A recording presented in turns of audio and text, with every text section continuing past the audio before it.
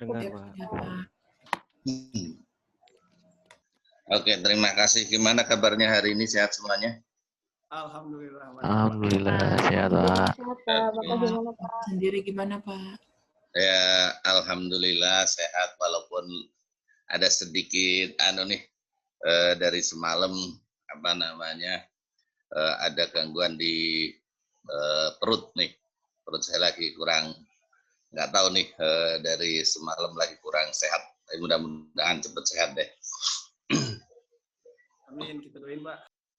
Oke, nggak kerasa ya, ternyata ini sudah minggu ke-7. Nah, minggu ke-7, minggu depan Anda sudah mulai ujian ya. Ujian tanggal berapa ya untuk siap? Minggu kedua kalau nggak salah, Pak. Minggu kedua ya, hari apa? Tanggal Senin, Pak. Tanggal Hari 23, Senin Pak. ya. Iya. Ya, hari Senin minggu kedua. Ya, oke. Nah, untuk ujian seperti yang sudah kita diskusikan bersama bahwa untuk UTS kita akan menggunakan ujian online, dan kalau nanti UAS kita akan menggunakan penugasan. Jadi untuk ujian online ini nanti soalnya ada multiple choice dan ada IC. Jadi ada multiple choice dan IC. Multiple choice kira-kira jumlahnya 40, kemudian ada IC, ya kan? IC nggak banyak, jumlahnya 4, jadi nggak banyak, 40% dan 60%. Nah, jadi nanti Anda tolong jelaskan untuk IC ini secara lengkap, detail, secara jelas gitu ya, karena nilainya bobotnya cukup besar di situ. Oke, itu jadi kira-kira seperti itu untuk ujian. Mudah-mudahan semuanya sudah siap ya. Nah, hari ini kita sebetulnya akan review terkait dengan apa yang sudah kita pelajari bersama, mulai dari pertemuan pertama sampai dengan pertemuan terakhir ya. Pertemuan terakhir yaitu kemarin kita bicara modul bendahara. Nah, di awal-awal kemarin kita bicara konsepsi dan perkembangan sistem informasi kalau nggak salah ya. Konsepsi dan perkembangan sistem informasi itu di yang tahap pertama. Kemudian yang kedua, kemarin kita bicara mengenai tinjauan siklus dan aplikasi dari SIAP itu. Kemudian yang ketiga kita bicara kemarin terkait dengan modul penganggaran itu ya. Kemudian baru yang keempat kita bicara ke modul komitmen. Nah, yang keempat kita bicara modul komitmen yang merupakan kelanjutan dari siklus penganggaran gitu ya.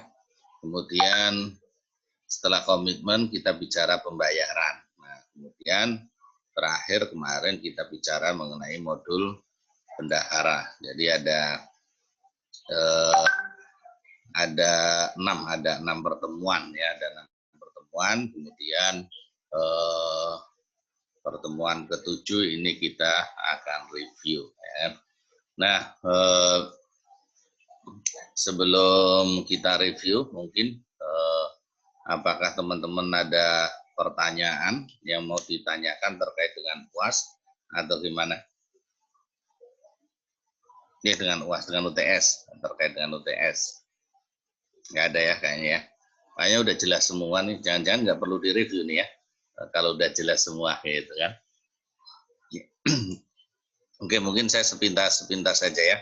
Jadi kalau kemarin kita di pertemuan pertama kita bicara mengenai sistem informasi akuntansi pemerintah atau SIAP, pada dasarnya kalau kita bicara SIAP ya ini sama juga seperti sistem informasi di komersil. Jadi merupakan sebuah sistem atau sebuah sistem yang tugas utamanya atau fungsinya adalah menyediakan informasi kepada pemerintah, ya kan, kepada manajemen, ya kan, dalam rangka pengelolaan, terutama dalam pengelolaan sumber daya yang dimiliki oleh pemerintah. Jadi Ini sama seperti pengertian sistem informasi pada umumnya, hanya saja bedanya adalah bahwa lingkup yang kita pelajari adalah di lingkup pemerintah. Kalau kita bicara pengertian SIA menurut yang paling sering kita pakai bukunya Romney gitu ya, adalah suatu sistem yang berfungsi untuk mengumpulkan, mencatat, menyimpan, dan mengelola data-data suatu perusahaan gitu kan ya, untuk menghasilkan sebuah informasi yang berguna bagi pengambil keputusan. Nah ini kan jadi kalau kita bicara sistem secara umum, sistem informasi secara umum, maka memang tujuannya adalah bagaimana kita memanage data atau transaksi yang ada di perusahaan, mulai dari mengumpulkan, mencatat, menyimpan, mengolah, menganalisis gitu ya, untuk menghasilkan informasi yang berguna bagi suatu entitas tersebut, atau kalau di sini berarti bagi pemerintah gitu ya. Nah, kalau kita lihat si Romney ini mengatakan bahwa sebuah sistem informasi yang baik itu harusnya mempunyai beberapa komponen gitu ya. Jadi ada komponen sebuah sistem informasi menurut Romney, ya kan? Menurut Romney dan Steinbach itu, yang pertama adalah bahwa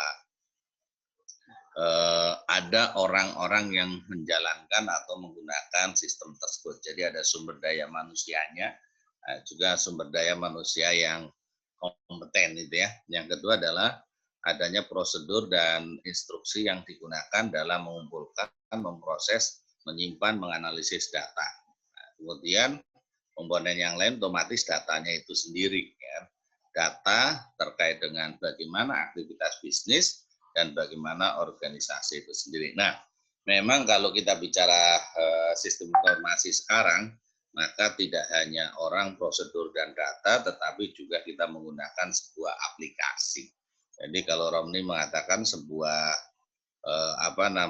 sistem informasi yang baik itu komponennya juga termasuk di dalamnya adalah software atau aplikasi yang digunakan untuk memproses atau mengolah data. Kemudian juga otomatis software itu harus punya yang namanya infrastruktur ya kan, infrastruktur teknologinya.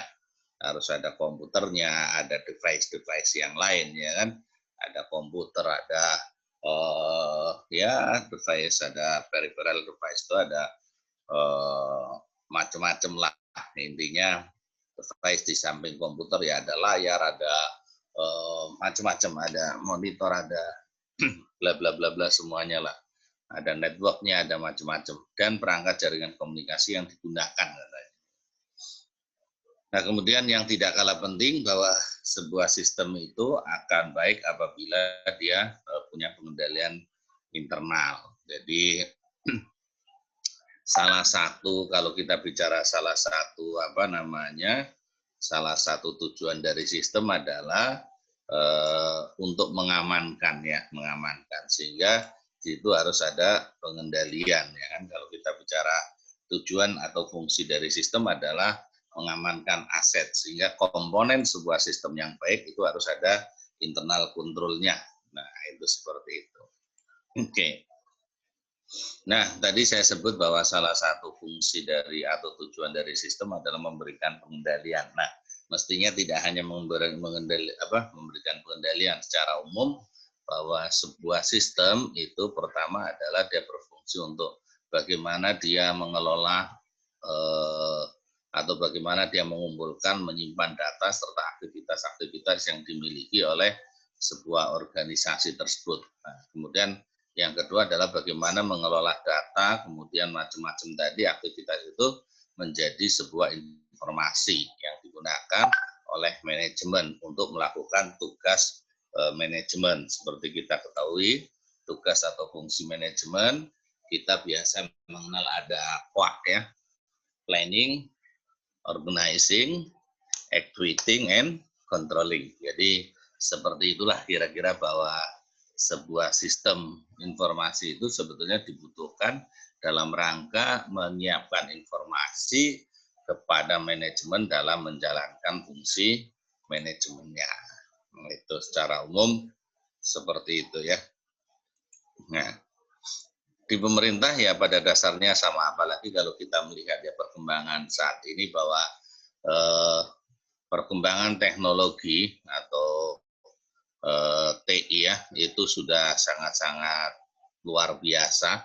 Kalau Anda bayangkan mungkin 20 tahun yang lalu atau 30 tahun yang lalu. Nah, kalau kita bicara 30 tahun yang lalu pada saat saya kuliah di PKN STAN, Politeknik Wah Negara STAN, itu yang namanya teknologi sangat jauh lah dari kondisi sekarang. Dulu yang namanya komputer itu juga merupakan barang antik gitu ya. Barang-barang artinya barang-barang langka gitu ya, barang-barang yang tidak semua orang itu punya. Apalagi kalau kita bicara internet gitu ya, internet. Nah, kalau dulu jangankan internet ya, kita bicara telepon saja ya kan, telepon itu waktu saya kuliah itu nggak ada itu orang atau anak-anak kuliah itu membawa HP, nggak ada ya kan? Karena waktu itu memang belum ada HP gitu kan ya. Jadi paling banter adanya apa ya, pager namanya, pager. Mungkin Anda nggak, pager dulu tahun 92-an, 93 itu pager, adanya pager. Pager itu semacam alat penerima pesan. Jadi paling banter orang-orang lapangan itu biasanya dibekali dengan alat penerima pesan. Jadi nanti kalau dari perusahaan atau apa ada kepentingan, dia dikirim pesan lewat pager, intinya agar segera menghubungi perusahaan itu. Nanti dia nyari telepon umum baru bisa nelpon. Nah itu teknologi zaman dulu, waktu 91, 92, 93 itu seperti itu. Saya masih ingat ya, setelah itu memang ada yang namanya telepon mobile, tapi memang telepon yang terinstall di dalam kendaraan, karena memang dia membutuhkan baterai dan lain sebagainya. Jadi orang-orang kaya zaman dulu itu di mobilnya mulai dipasang telepon. Nah, di mobilnya itu dimulai dipasang telepon. Ya dulu masih istilahnya kalau nggak AMPS, GSM ya. GSM itu geser sedikit mati gitu ya. Karena kalau sinyal yang nggak pas ya sudah gitu kan ya. Kemudian baru muncul telepon genggam yang tidak bisa digenggam, harus dipegang karena besar gitu kan ya, sangat besar gitu kan, telepon genggam yang sangat besar itu. Dan saya ingat ya kalau dulu kalau Anda beli kartu simpati, kartu telepon gitu ya, saya nggak sebut. Kalau Anda beli kartu telepon itu kan chipnya ada yang kecil, ada yang lebar gitu ya. Dulu kalau kita beli HP itu bukan chip yang kecil itu yang dimasukkan ke dalam telepon, tapi chip yang besar, yang paling besar itu ya, yang sebesar kartu remi itu dimasukkan itu ya.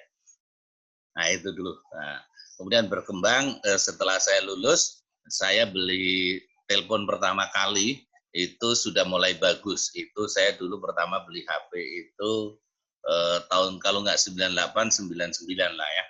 Itu waktu saya masih bujangan, tapi waktu saya masih bujangan itu HP-nya 5110, Nokia 5110, HP sejuta umat itu ya. Nomornya saya beli adalah nomor Indosat. Itu nomor yang sampai sekarang saya pakai, 0816-136-9101. Itu nggak pernah saya ganti. Karena waktu itu beli nomornya aja, saya ingat persis, pulsanya 350.000, harga nomornya in total 150.000. In total jadi 500. Sekarang nomornya aja 150.000. Zaman dulu nomor doang mahalnya Masya Allah gitu ya. Jadi Anda bisa bayangkan harga Nokia-nya 1.150.000. Waduh, itu tahun 98, 9 itu padahal gaji kita itu cuman ya sekitar 1 jutaan. Anda bayangkan, berarti kalau sekarang Anda beli telepon dengan gaji Anda yang sekarang gaji 1 bulan, itu berarti sudah dapat telepon yang luar biasa hebat kan? Nah, kan kira-kira seperti itu. Dulu teleponnya nah itu, boro-boro internet itu ya. Nah, kalau sekarang teknologinya sudah sangat canggih, sehingga sebuah, ya bisa dikatakan sudah sebuah keharusan ya bahwa sistem informasi itu adalah menggunakan sebuah aplikasi atau sebuah teknologi informasi. Kalau zaman dulu kita bicara sistem itu selalu sistem informasi akuntansi atau sistem akuntansi, kita bicara sistem penjualan itu manual, selalu bicara manual. Bagaimana penjualan itu dilakukan? Misalnya ada over the counter, ini berarti over the counter berarti penjualan lewat counter, atau ada namanya kredit penjualan menggunakan ya kredit sales gitu ya, kredit sales, kemudian pembayarannya menggunakan mail. Nah, biasa sehingga suka disebut mail sales, menggunakan apa? Dikirim lewat surat itu ya, kirim cek, kirim apa kan ya gitu dulu. Nah, atau paling banter transfer, pembayaran itu udah transfer udah canggih. Maka dulu kalau kita bicara sistem informasi selalu bicaranya dokumennya apa, orangnya apa, ininya apa, itu benar-benar detail gitu. Walaupun sekarang juga sama, cuman sekarang sudah lebih banyak menggunakan aplikasi. Kalau dulu kan misalnya ya, kalau Anda lihat over the counter, maka otomatis bicaranya dibuat bukti pesanan rangkap 3 gitu kan ya. Satu dikirim ke pelanggan, satu dikirim ke bagian kasir, satu kan kayak gitu. Nah, kalau sekarang sudah tidak pakai ya rangkapnya udah otomatis semua dikerjakan oleh si komputer, sehingga begitu kita sudah sekali input, nah sudah sekali input data itu bisa dipakai ke mana-mana. Nah, itu jadi luar biasa perkembangan teknologi sehingga mempengaruhi sebuah sistem yang kita gunakan. Nah, di organisasi pemerintah juga mau tidak mau juga seperti itu ya. Tapi intinya bahwa bagaimana sebuah sistem ini didesain adalah dalam rangka untuk menambah values. Jadi suatu sistem yang baik ini harus bisa menambah values organisasi. Yaitu yang pertama jelas dimaksudkan untuk kalau kita bicara adalah meningkatkan kualitas produk atau kualitas layanan ya, produk atau jasa layanan, itu yang pertama ya. Kalau kita bicara di komersil maka ya meningkatkan kualitas dan mengurangi biaya produksi. Nah, kalau di pemerintah memang ya sama, di pemerintah itu kualitas dan biaya jasa layanan itu ya, atau meningkatkan efisiensi ya kan. Kemudian yang berikutnya bahwa sebuah sistem informasi yang baik ini harus bisa share knowledge, itu artinya bisa melakukan ya sharing pengetahuan, itu berbagi pengetahuan. Kemudian meningkatkan efisiensi dan efektivitas dalam pemberian jasa. Kemudian yang tidak kalah penting adalah juga harus bisa meningkatkan pengendalian. Jadi sebuah sistem ini didesain harus bisa meningkatkan pengendalian. Jangan sampai Anda menggunakan sistem yang terkomputerisasi gitu ya. Sistem yang terkomputerisasi ternyata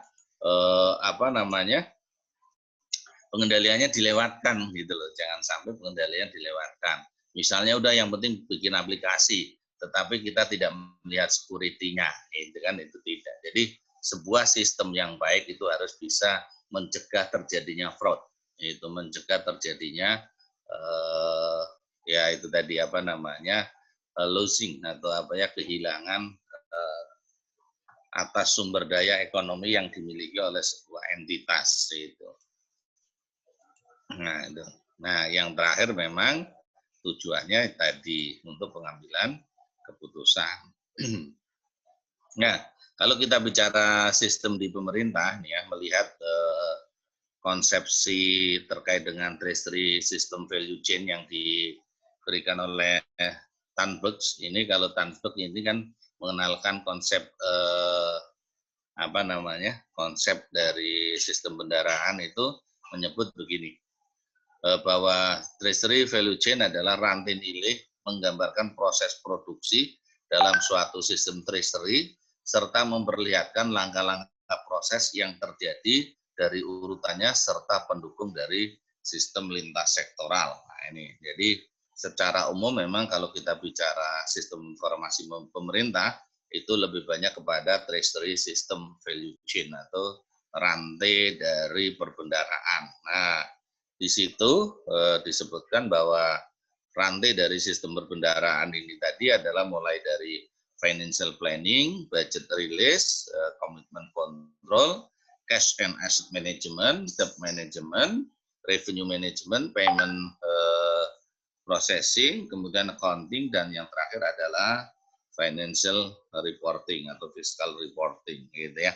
Nah, jadi inilah sebetulnya yang kita coba implementasikan di dalam sistem informasi akuntansi pemerintahan Indonesia. Itu. Nah, itu yang dicoba digambarkan ya. Nah, sebetulnya memang kalau kita lihat ya, proses atau perkembangan sistem informasi di Indonesia ini atau sistem informasi pemerintah ini sangat panjang gitu ya.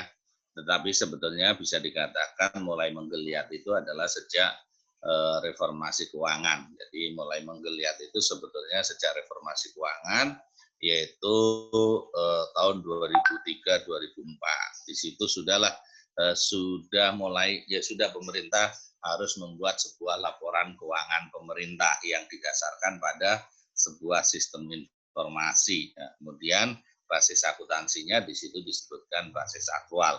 Selambat-lambatnya adalah 5 tahun. Begitu juga di Undang-Undang Perbendaharaan Nomor 1 Tahun 2004 juga menegaskan kembali seperti itu. Nah, ini mulai menggeliat sehingga kita sudah mulai menyusun akuntansi, sudah mulai menyusun dulu dari akuntansinya. Walaupun kalau kita bicara reformasi keuangan itu tidak sekedar akuntansi, tapi mulai dari perencanaan, pelaksanaan sampai dengan pelaporan itu ya. Tetapi mulai menggeliat, nah kita membuat dulu sebuah sistem akuntansi, ya kan. Di situ ada aplikasi-aplikasi yang mulai dibuat, gitu ya. Ada Saiba, kemudian setelah itu di dalam pengelolaannya sudah mulai muncul ada aplikasi RKKL, ada aplikasi macam-macam, di bendahara juga ada muncul Silabi, ada macam-macam. Nah, itu seperti itu ya. Nah, itu adalah sebuah proses yang pelan-pelan mengacu kepada sistem informasi pemerintah yang terintegrasi. Memang pada saat itu semuanya masih berdiri sendiri-sendiri. Jadi bisa dikatakan sistemnya belum terintegrasi. Jadi untuk RKKL, untuk penyusunan ada RKKL, untuk pelaksanaan ada sistem sendiri, penerimaan ada MPN, kemudian ada Silabi, ada SAS, dan kayak gitu ya. Nah, tapi akhirnya bahwa keinginan untuk melakukan integrasi sistem itu muncul ya kan, muncul sehingga kalau kita lihat di tahun 2014 itu kita sudah mulai mengimplementasikan adanya SPAN dan Sakti gitu ya. Jadi kalau kita melihat perkembangannya memang di 2014 inilah sebetulnya sistem kita mulai terintegrasi. Ya, walaupun sampai sekarang memang masih bisa dikatakan masih belum sempurna implementasinya. Tapi paling enggak itu adalah sebuah langkah yang menurut saya luar biasa gitu ya. Yang luar biasa fenomenal ya kan? Karena kita bisa dikatakan negara yang cukup besar dengan 24.000 satker gitu ya, dengan 24.000 satker. Nah, kita mencoba melakukan penggabungan dari sekian banyak sistem aplikasi gitu ya. Dulu untuk akuntansi aja kita punya SAI ya, sistem aplikasi sistem akuntansi instansi, kemudian juga punya SIMAK BMN dan kayak gitu. Sebagai pendukung itu semua berdiri sendiri ya kan. Nah, sehingga kadang-kala data dari sebuah aplikasi yang satu dengan aplikasi yang lain belum nyambung. Tetapi dengan adanya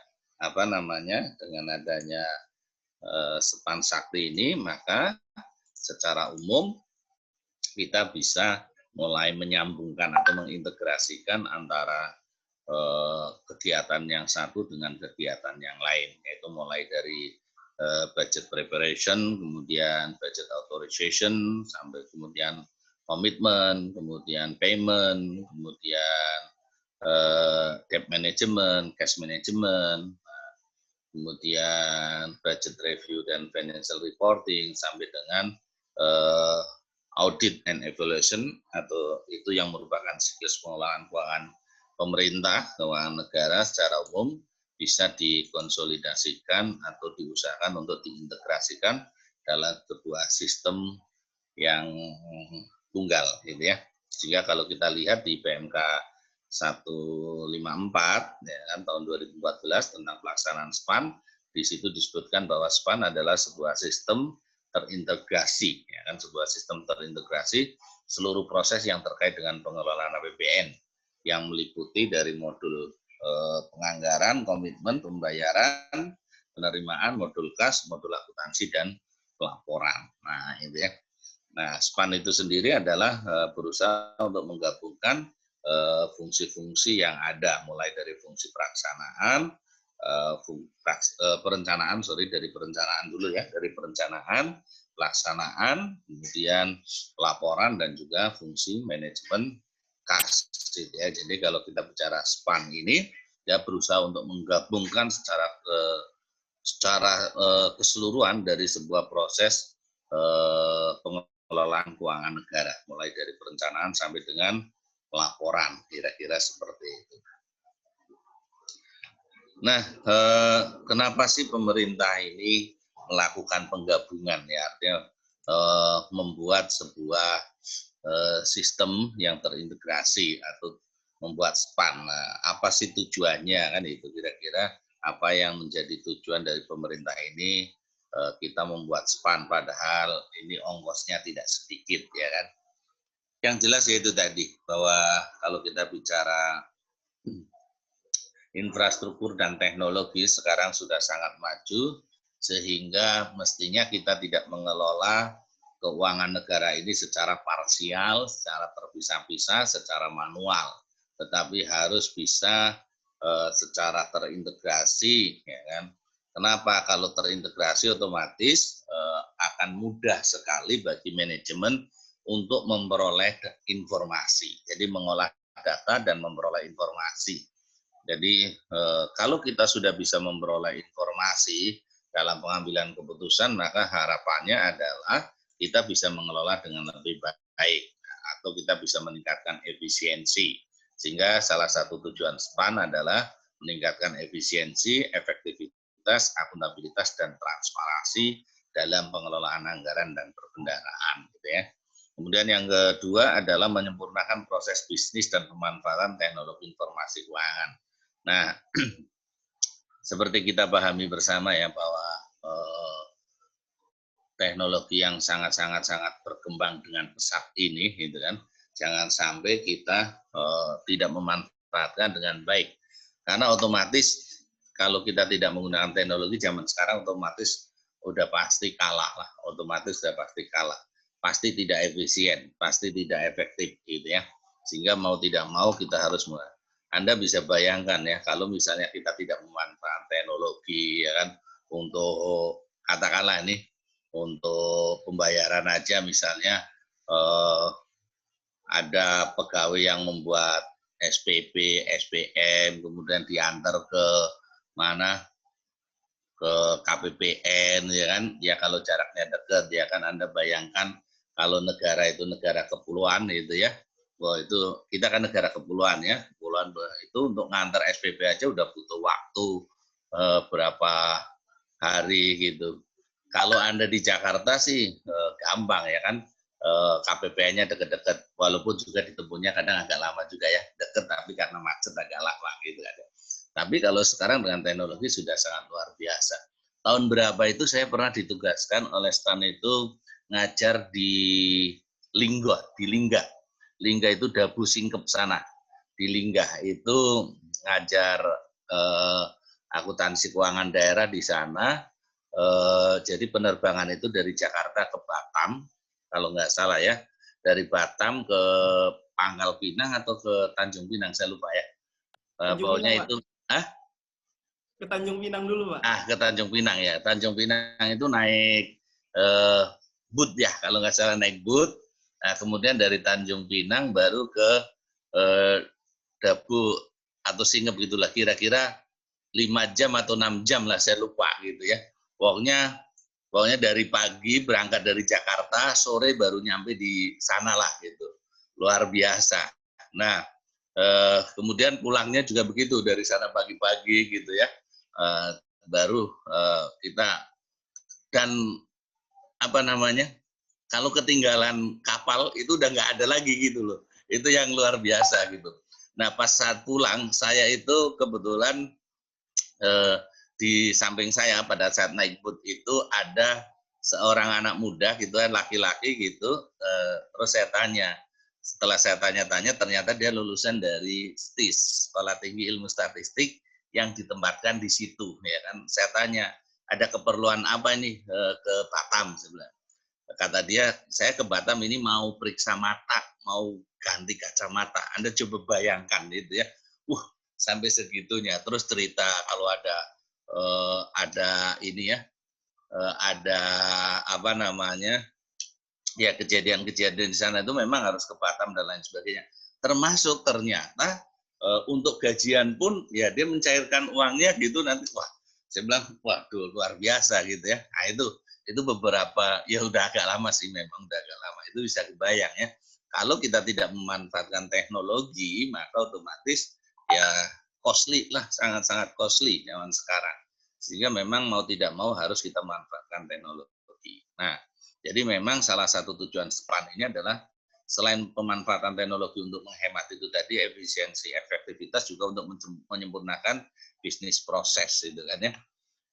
Kemudian ya selain itu adalah satu, informasi yang dihasilkan bisa lebih komprehensif dan lebih tepat waktu. Jadi memberikan informasi yang lebih komprehensif dan tepat waktu. Ya. Kemudian memudahkan pengambilan keputusan dalam manajemen keuangan pemerintah. Otomatis ya karena informasinya ini, maka ada 4 ini tujuan SPAN itu adalah efisiensi, efektivitas, kemudian menyempurnakan proses bisnis dan pemanfaatan teknologi, kemudian memberikan informasi komprehensif dan tepat waktu, kemudian memudahkan dalam pengambilan keputusan itu ya. Itu kira-kira kenapa kok kita sudah punya aplikasi tapi tetap mencoba untuk menggabungkan itu tadi. Ya karena itu biar kita lebih komprehensif, lebih mudah ya kan. Nah, penggunaan teknologi ini jelas-jelas memberikan keuntungan yang banyak. Yang pertama adalah bahwa prosesnya bisa diotomatisasi. Ya, ini salah satu sasaran SPAN adalah memang kita melakukan otomatisasi. Keuntungannya kita bisa mengotomatisasi proses. Ya. Jadi kalau Anda dulu belajar akuntansi, mulai dari menjurnal, memposting, kemudian membuat neraca lajur, penyesuaian dan lain sebagainya, kebayang dong ya berapa lama, terutama memposting gitu ya, sangat-sangat time consuming dan sangat-sangat butuh kejelian gitu kan. Karena kalau salah kamar, begitu dibuat trial balance nggak balance gitu kan, udah. Apalagi saya dulu waktu belajar akuntansi gitu ya, waktu tingkat 1 ujiannya ada ujian worksheet gitu kan ya. Begitu kita nggak balance itu udah kemeringat ini langsung ya, keringat dingin percucuran gitu kan ya.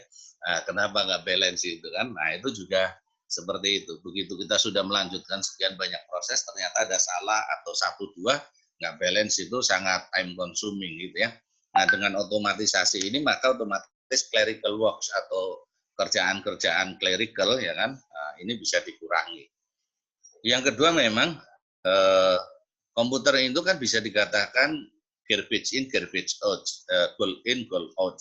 Artinya komputer itu tidak akan menyimpang gitu ya, sehingga informasi yang dihasilkan bisa dikatakan cukup handal ya kan. Jadi meningkatkan kehandalan dalam proses penganggaran, pengelolaan kas dan lain sebagainya. Itu seperti itu. Nah kemudian juga efisiensi layanan, akuntabilitas dalam penyusunan ini, kemudian menyediakan fasilitas rekonsiliasi yang handal, akurat dan tepat waktu gitu ya. Kemudian yang tidak kalah penting adalah bahwa transaksi yang dilakukan secara teknologi, secara computerized, maka dia akan meninggalkan yang namanya jejak. Nah, jadi ada audit trail atau jejak yang bisa diaudit gitu ya. Nah, seberapa hebat Anda gitu ya, Anda melakukan kegiatan di media sosial, di mana dengan computerized, maka jejaknya akan tercatat terus-menerus. Walaupun mungkin Anda sudah menghapus, tetapi di jejak juga ada. Anda melakukan, Anda menghapus, itu semua jejaknya bisa ditelusuri. Bahkan kalau orang canggih, katanya ya kan, hard disk yang sudah kita delete pun, sudah kita buang semuanya, itu bisa juga dilihat lagi gitu ya. Nah, itu. Jadi ya untuk memberikan atau menyediakan audit trail dengan SPAN otomatis audit trailnya ketahuannya. Kemudian mengintegrasikan data berbagai subsistem manajemen keuangan gitu ya. Itu kira-kira. Kemudian prinsip dasarnya jangan lupa SPAN dilakukan secara elektronik. Ya. Kemudian aplikasi SPAN hanya bisa diakses oleh hak akses atau penerima hak akses. User license. Jadi ini user license ini adalah dalam rangka pengamanan gitu ya. Kemudian memang yang berikutnya bahwa informasi elektronik, dokumen elektronik, dan hasil cetak dari SPAN ini merupakan bukti yang sah gitu ya. Jadi Anda nggak perlu lagi membuat bukti-bukti lain itu kan. Begitu sudah ada keluaran dari SPAN, itu menjadi bukti yang sah. Proses validasi dan approval. Jadi di dalam aplikasi SPAN itu biasanya ada operator, ada validator, ada approval kan gitu ya. Nah itu seperti itu. Itu adalah dalam rangka memang pemisahan fungsi dan pengendalian. SPAN dilaksanakan sesuai dengan ketentuan mengenai teknologi informasi yang berlaku di Kementerian Keuangan. SPAN dilaksanakan dengan pedoman pada SOP, ya kan, dan SPAN dilaksanakan secara bertahap. Setelah sarana dan infrastruktur pendukung itu siap beroperasi. Itu kira-kira ya. Nah, keunggulan SPAN secara umum ya. Keunggulan SPAN itu berarti tadi ada otomatisasi dan audit trail. Kemudian tadi ada user defined report-nya ya kan. Kemudian yang jelas kita bisa mengurangi paper atau less paper gitu ya. Kemudian single database. Nah, single database. Kemudian ya di dalam melakukan pengelolaan keuangan negara ini kita sudah melihat penerapan accrual accounting, PBB, performance based budgeting maupun medium term expenditure frameworks gitu ya. Jadi keunggulan dari SPAN ini sudah mengimplementasikan itu semua. Jadi ada medium term, jadi dalam penganggaran itu tidak hanya sekedar kita bicara tahun sekarang, tetapi juga sudah melihat keterkaitannya dengan tahun-tahun ke depan gitu kan. Nah, kemudian juga kita sudah menggunakan performance based budgeting. Jadi SPAN ini sudah mengedepankan bahwa di dalam penganggaran kita sudah output based atau pada hasil ya, pada hasil atau performance gitu ya. Jadi tidak hanya input based gitu ya, tapi lebih banyak pada performance based gitu ya. Nah, yang kita pahami bahwa performance based ini adalah sebuah pendekatan penganggaran yang saat ini dianggap paling bagus ya kan. Kita memang melalui beberapa tahap proses penganggaran dulu ya. Kita ada traditional budgeting itu atau line item budgeting, yang mana dalam menganggarkan itu seringkali kita hanya ya sudah yang penting dari tahun kemarin itu naik, atau seringkali disebut dengan incremental budgeting. Kalau kemarin kantor kita anggarannya 100 juta, maka kalau naik menjadi 10% atau naik 10% menjadi 110 juta gitu kan ya.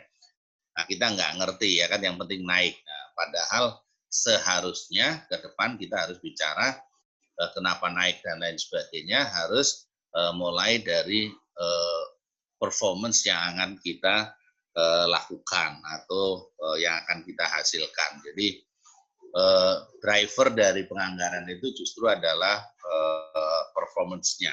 Jadi performance based budgeting gitu ya. Nah, performance itu sendiri biar kita tahu arahnya seperti apa, yang ingin dihasilkan seperti apa, maka dilengkapi dengan yang namanya rencana strategis. Jadi visi misi gitu ya.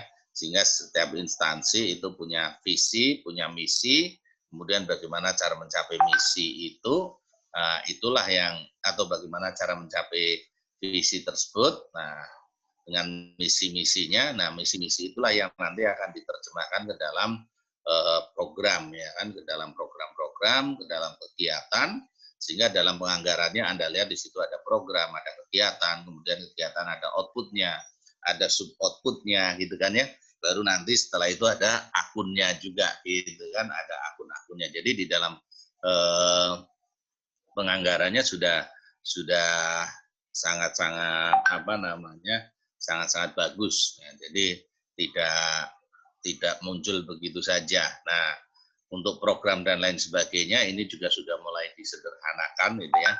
Biasanya setiap instansi menjalankan paling 2 atau ya 2 program, gitu ya, 2 program atau 3 program, gitu ya. Nah itu. Kemudian selain itu juga di dalam penganggarannya juga nanti kalau Anda lihat berarti fungsi-fungsinya sudah bisa artinya di sana bahwa Anda menjalankan fungsi yang mana.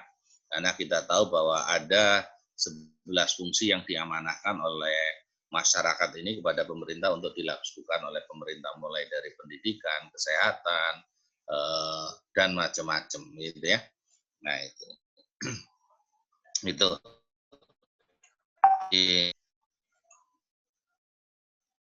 Nah, di keunggulan SPAN itu tadi ada accrual accounting, PBB, MTF, single database, otomatisasi, flash paper, user defined report, dan yang terakhir karena ini menggunakan sebuah aplikasi, maka biasanya ini juga bisa memberikan yang namanya notification, ya kan, atau alert system, gitu ya, notification. Nah, notifikasinya, nah ini mungkin saat ini lewat email dan SMS, mungkin ke depan lewat WA, gitu kan ya, atau mungkin ke depan sudah langsung notifikasi di halaman muka HP, gitu kan, bisa saja seperti itu ke depan. Jadi paling enggak, karena ini sudah dilaksanakan menggunakan sistem, maka kira-kira bisa lebih baik. Nah, kalau kita bicara lingkup SPAN itu ya, lingkup SPAN itu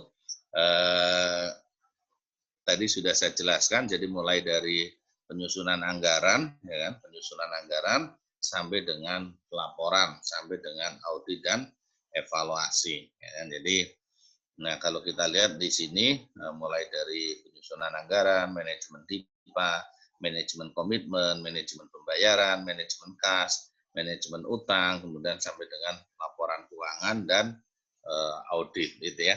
Nah itu seperti itu. Nah, SPAN ini belum walaupun utang dan hibah ini sebetulnya belum terintegrasi cara ini di SPAN ya, tetapi paling enggak sudah ada hubungan di manajemen kas dan di pelaporan, gitu ya. Nah, kemudian untuk yang pengadaan ini juga masih terpisah. Manajemen aset dan persediaan juga secara umum memang tidak langsung diproses di dalam SPAN, itu ya. Nah, modul-modulnya sendiri Anda sudah sangat paham ya. Ada modul penganggaran, itu adalah ya modul yang merencanakan anggaran, penyusunan anggaran, itu ya. Kemudian ada modul komitmen, yaitu kemarin kalau kita bicara komitmen itu mengelola supplier dan mengelola kontrak. Ada modul kas, itu ya, ada modul akuntansi dan pelaporan, ada modul pembayaran, ada modul penerimaan, itu ya, kemarin yang sudah kita bahas secara umum. Oke. Nah, selain SPAN kita juga bisa dikatakan juga mengembangkan sakti ya. Kalau SPAN itu tadi ke sistem perkendaraannya, kalau sakti berarti kita mengacu kepada aplikasi yang dipakai oleh instansi, gitu ya. Aplikasi yang digunakan mendukung pelaksanaan SPAN pada instansi pemerintah. Meliputi ini ada modul penganggaran, komitmen, pembayaran, modul bendahara, modul persediaan, modul aset, modul piutang, dan modul akuntansi dan pelaporan, gitu ya. Jadi kalau kita lihat memang sebagai komplement atau sebagai pendukung pelaksanaan SPAN di BUN, maka di tingkat instansi diimplementasikan Sakti yang ini terkoneksi atau yang terkoneksi ke dalam SPAN itu ya, jadi terkoneksi secara langsung ke dalam SPAN.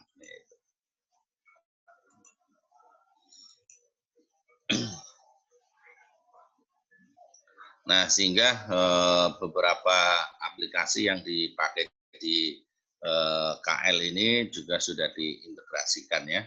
Seperti tadi saya sebut ada RKKL, ada Saiba, ada Simak PMN dan lain sebagainya. Ini sudah mulai diintegrasikan di dalam Sakti ya kan, sehingga kita menjadi lebih mudah karena kita menggunakan single aplikasi, kemudian ditambah lagi aplikasi ini menggunakan single database. Nah, ini mempermudah proses atau mempermudah pelaksanaan anggaran di tingkat instansi gitu ya. Nah, kemudian kita tahu ya bahwa di dalam implementasi Sakti ini ada beberapa prinsip dasar yang ditekankan di sini, bahwa Sakti ini digunakan oleh entitas akuntansi atau entitas pelaporan yang ada di kementerian atau lembaga. Jadi tidak hanya entitas akuntansi, tapi juga bisa digunakan oleh entitas pelaporan. Artinya semua yang ada di kementerian lembaga, berarti yang ada di pemerintah pusat ini sudah menggunakan Sakti. Kalau pemerintah daerah beda lagi ya. Kemudian transaksi yang dilaksanakan oleh entitas akuntansi itu sudah dilakukan secara elektronik, ya kan. Kemudian piloting Sakti dilaksanakan secara daring dengan konsep database terpusat atau centralized, kemudian multi user dan multi starter gitu ya. Kemudian adanya hak akses. Hak akses Sakti hanya diberikan kepada pengguna sesuai dengan kewenangan. Setiap perubahan pada Sakti akan tercatat dalam historis. Nah, ini yang akhirnya mengakibatkan yang namanya audit trail gitu ya, siapa yang melakukan perubahan, kapan, kemudian apa yang dirubah, itu semuanya tercatat gitu ya. Nah, kemudian juga tadi saya katakan bahwa Sakti ini adalah sebagai komplement dari SPAN, maka di Sakti ini akan melakukan pengiriman data di Sakti ke SPAN itu dilakukan secara elektronik dan juga dilakukan dengan pola pengamanan ya kan. Nah, ini biasanya untuk mengamankan data ya kan, salah satu tekniknya biasanya dilakukan enkripsi gitu ya. WA aja biasanya kalau Anda buka WA, data yang Anda kirim ini sudah dilakukan enkripsi gitu ya. Jadi kalau enkripsi maka di tengah-tengah itu otomatis kalau seandainya kalau kita bicara aliran data itu, begitu di tengah-tengah Anda ambil datanya, maka Anda nggak bisa membaca data tersebut karena datanya dalam bentuk kode-kode. Nah, biar bisa dibaca maka Anda harus menggunakan kunci yang sama dengan waktu mengenkripsi. Jadi didecrypt dengan kunci yang sama gitu ya. Artinya misalnya katakanlah tulisan ABC itu diterjemahkan menjadi EGZ, maka nanti begitu Anda melihat EGZ dibaca lagi adalah sebuah ABC gitu ya. Jadi sebetulnya sistemnya seperti itu sehingga aman, harapannya aman gitu kan. Karena apalagi ini kan sudah menggunakan web base ya, sudah menggunakan web base. Jadi kalau web base itu alur datanya itu lewat jaringan internet yang katakanlah orang juga bisa menggunakan, sehingga kita benar-benar harus bisa mengamankan data. Apalagi kita bicara ini terkait dengan pengelolaan keuangan negara, pembayaran, jangan sampai nanti datanya di-cut di tengah jalan itu ya, sehingga pembayaran yang kita lakukan ya kan, misalnya data supplier gitu ya, suppliernya diganti dan lain sebagainya di tengah jalan gitu kan. Nah, itu seperti itu. Jangan sampai seperti itu, maka dilakukan dengan pola pengamanan yang sudah cukup canggih gitu ya. Oke, itu prinsip dari Sakti. Kemudian KPA bertanggung jawab atas pelaksanaan operasional Sakti pada Satker. Nah itu ya. Jadi yang bertanggung jawab siapa? KPA, kuasa pengguna anggaran, kepala kantor biasanya, kepala kantor. Nah kemudian periode transaksi di Sakti dibagi menjadi 3 periode ya. Periode transaksi yaitu periode pelaksanaan transaksi dari Januari sampai Desember yang dikasih kode 1 sampai 12 sesuai dengan ininya. Kemudian setelah itu periode 13 untuk menunjukkan unaudited dan periode ke-14 untuk menunjukkan bahwa itu sudah audited gitu ya. Nah, itu seperti itu. Ini pola yang diterapkan di Sakti. Oke. Nah, berikutnya kita coba lihat ya kan ke modul-modul penganggaran ya. Kalau kita bicara ke penganggaran. Nah, kemarin secara umum bahwa tujuan dari modul penganggaran itu adalah secara umum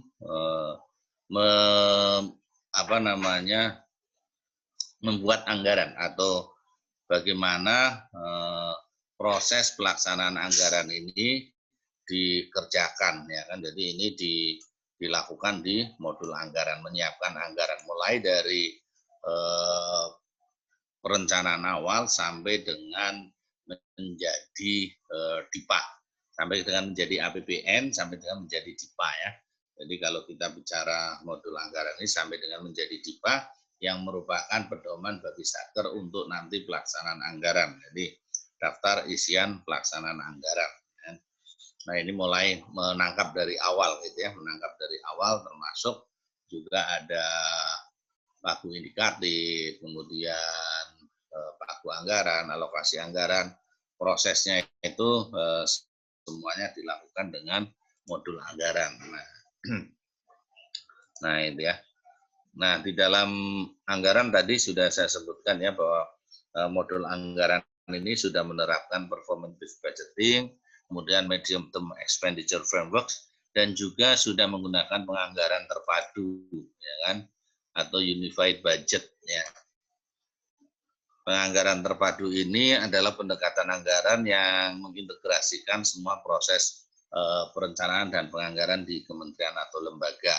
Nah, kalau Anda lihat ya, dulu sebelum kita reformasi keuangan, maka penganggaran kita adalah menggunakan penganggaran yang belum unified budget.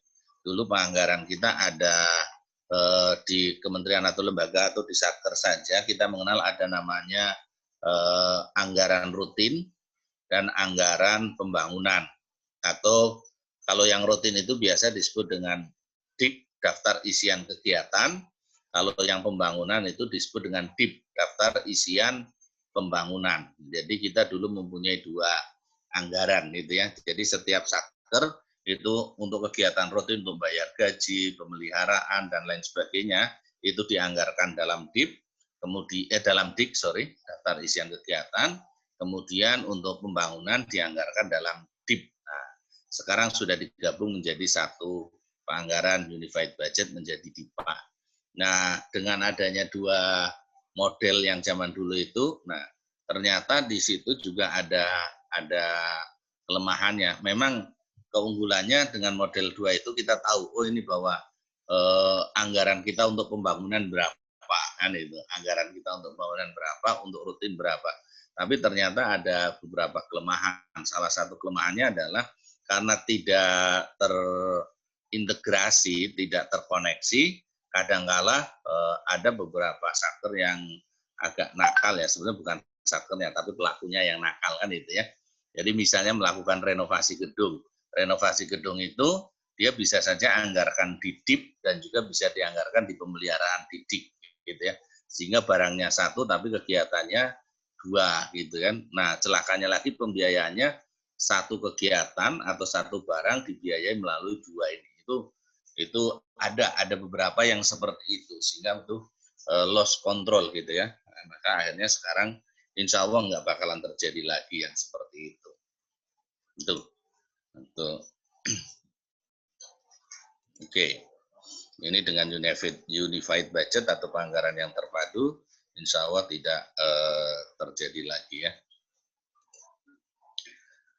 Oke, kayaknya kalau saya terangkan terus kayaknya kelamaan itu ya. Mendingan gini aja deh. Sekarang gini aja, biar Anda juga punya apa namanya, punya kenang-kenangan, gitu kan, punya memori yang terikat di dalam diri Anda, maka sebentar baterainya mau habis. Nah, sekarang saya minta setiap apa namanya, ya, setiap mahasiswa ini saya minta untuk menuliskan sekitar 7 apa namanya, 7 materi atau bagian dari materi yang masih Anda ingat, dari pertemuan pertama sampai pertemuan terakhir, yang masih Anda ingat dan Anda tahu persis itu. Ada nggak? Ada 7 sub materi saja, itu kan ya. Misalnya Anda tahu nih, misalnya tadi, oh saya tahu tujuan SPAN, gitu kan ya. Nah itu Anda cari-cari kira-kira 7 materi yang masih Anda ingat persis, kemudian setelah itu Anda tuliskan di GCR. Saya akan buka GCR-nya, kemudian Anda tuliskan di sana, gitu ya. 7 materi yang Anda ingat. Saya kasih waktu kira-kira 15 menit, nanti Anda tulis, gitu kan ya. Nah, itu seperti itu. Oke, nah, jadi kalau sudah ingat semua, ternyata materinya sudah ingat semua, berarti nggak perlu ada review, gitu kan ya. Oke, jadi saya siapkan GCR-nya, nanti Anda tulis di sana. 7 materi yang masih Anda ingat, itu apa saja dituliskan di GCR, itu ya. Oke, sip. Saya buat GCR-nya dulu. Kalau Mas Faiz sama Mas Taufik mungkin masih ingat semua, Pak. Kalau yang lainnya Oh gitu. Oh, kalau gitu berarti untuk Mas Faiz bolehlah 20 ya. Ya Mas ya. Boleh semakin banyak boleh ya Mas. Tapi minimal 7 lah, Anda diingat-ingat ya, kira-kira Anda sudah belajar apa aja ya, gitu kan. Oke. 905. Oke, saya buat tugas di sini. Review materi. Tuliskan 7 sub pokok materi yang masih Anda ingat secara baik dan jelas. Oke.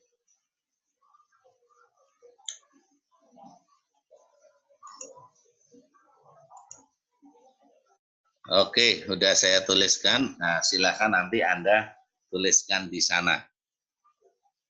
Nah, tuliskan di sana, terserah ya kan. Sebaiknya Anda lebih mudah gimana? Mau menulis di komen atau menulis di komen atau menggunakan kirim dokumen? Izin Pak, mungkin di komen aja Pak. Di komen aja. Nah, kalau saya lebih senang baca di komen, lebih yang lain juga ini. Oke ya, jadi oke di komen aja ya. Oke, silakan ditulis di komen saja. Cuman kalau komen berarti yang lain bisa ngeliat ya. Nggak apa-apa, biar yang lain lihat gitu ya. Biar oke, silakan ditulis di komen. Saya kasih waktu kira-kira sekitar 15 menit deh. Berarti kalau sekarang 8.50, berarti nanti jam 9:05 ya. Oke, terima kasih. Silakan ditulis dulu. Saya sarapan dulu ya.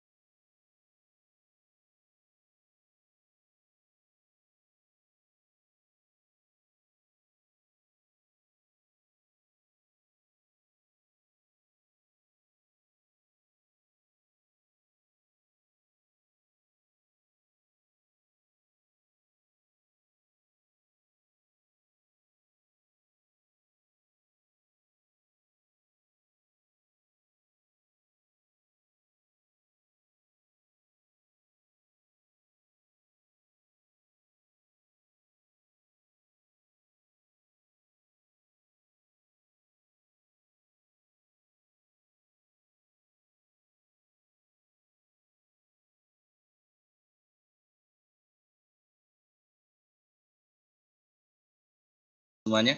Siap sudah Pak. Tahu yang lain Pak. Oke, ini saya lihat baru berapa ini? Baru 18, masih ada 8 orang lagi ya. Oke, sambil nunggu yang lain nih ya. Oke, kita lihat. Ahmad Faruk Perdana nih. Nah, menulis proses bisnis modul penganggaran. Nah, mungkin Ahmad Faruk bisa cerita nggak seperti apa sih proses bisnis modul anggaran? Nah.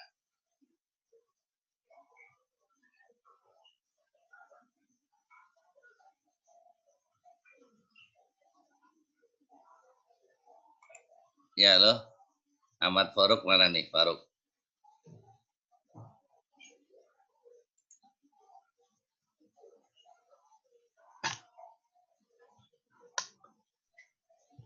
Halo Pak. Ya, mungkin Faruk bisa diceritakan sedikit terkait dengan proses bisnis modul anggaran. Dan ini menulis proses bisnis modul anggaran, berarti udah sangat paham ya. Ayo Faruk diceritakan kepada teman-temannya.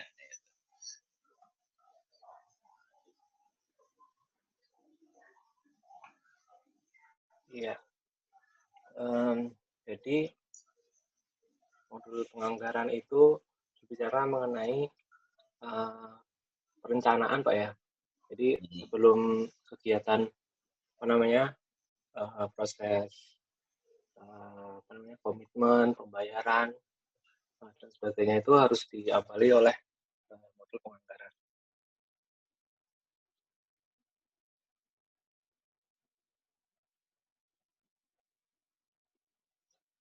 Sebentar Pak. Ya. Suaranya putus-putus atau memang udah nih, Faruk? Oh, di saya suaranya agak putus-putus nih. Kalau tempat lain atau di teman-teman yang lain putus-putus nggak? Iya Pak, putus nyambung Pak. Oh, putus nyambung ya. Oke, ya nggak apa-apa. Ya, mohon maaf. Ada sedikit gangguan Pak. Oke, yuk. Makasih Mas Faruk. Oke, kalau gitu mungkin bisa dilanjut nih oleh Mbak Maratus Solihah nih, Mbak Maratus Solihah. Jadi menulis beberapa hal terkait dengan jenis pagu anggaran. Mungkin Mbak Maratus Solihah bisa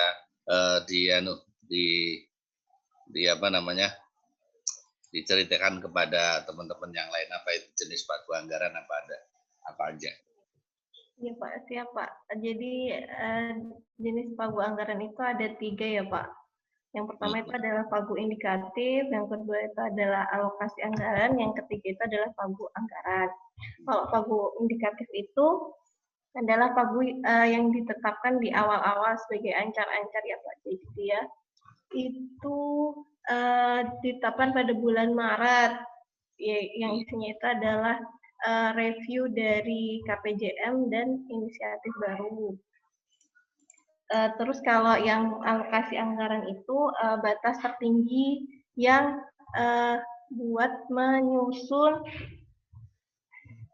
yang dialokasikan pada kementerian lembaga. Jadi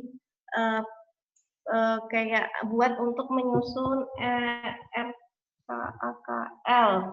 Jadi ditetapkan pada bulan Juni.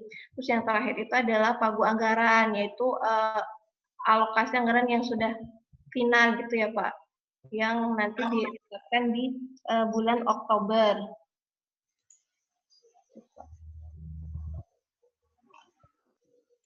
Oke, ya, makasih Mbak Maratus. Jadi kita mengenal ada anggaran atau pagu anggaran indikatif ya, pagu indikatif. Kemudian ada pagu anggaran dan ada alokasi anggaran gitu ya. Nah, tadi sudah diceritakan oleh Mbak Maratus Solihah. Nah, sekarang gantian coba Novian, menulis mengenai fungsi anggaran. Fungsi anggaran apa aja, Novian? Coba bisa dijelaskan, Novian.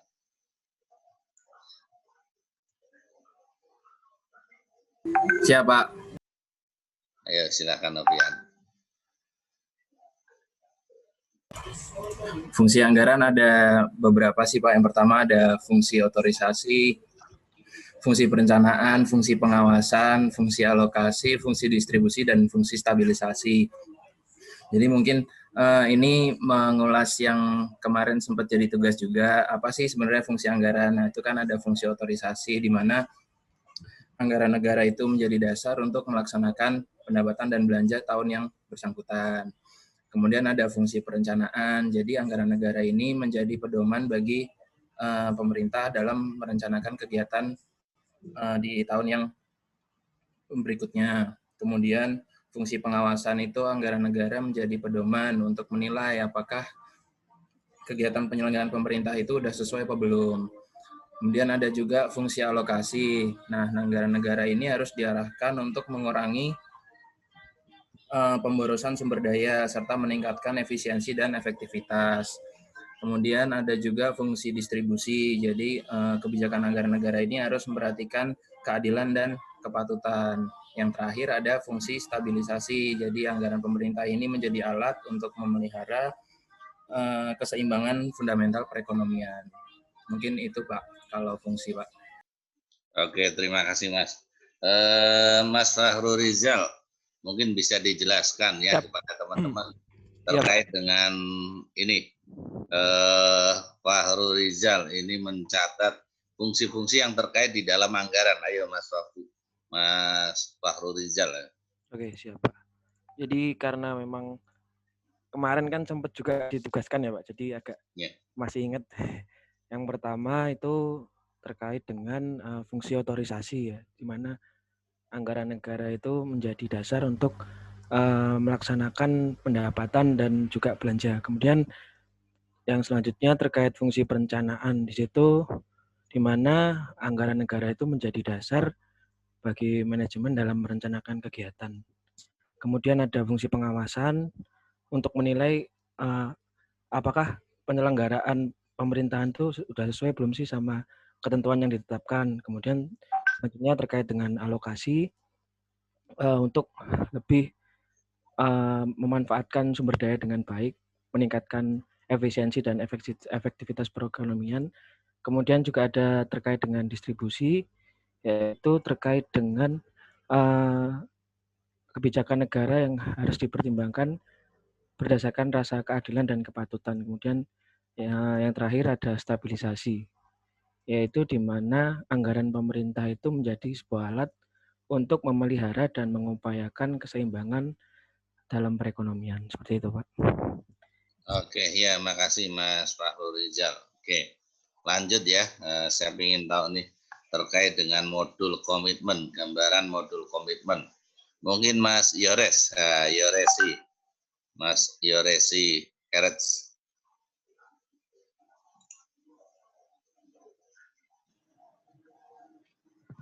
Siapa?